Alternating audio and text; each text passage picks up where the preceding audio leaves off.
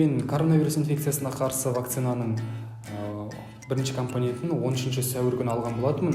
Ол күні алғаннан кейінгі жағдайым жақсы, қалыпты болды, оның теріс әсерлер білдірген жоқ.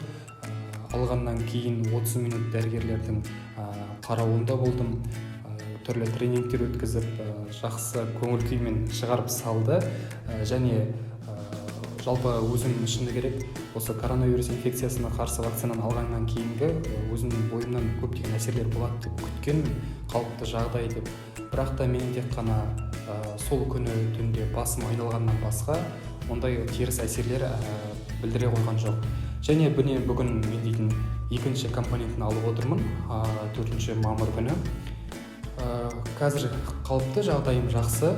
Алғаннан кейінгі бірінші компонентіндегіндей дәрігердің қабылдауында болып, кеңестерін тыңдап, міне отырмын алдарыңызда. Жалпы коронавирус инфекциясын алдын алудың бірден бір жолы мен тек вакцинация деп ойлаймын. Сондықтан баршаңызды әлеуметтік желідегі алып қашпа әңгімеге сенбей, коронавирус инфекциясына қарсы вакцинаны салдыруға шақырамын. Ел аман, жұрт тыныш болсын.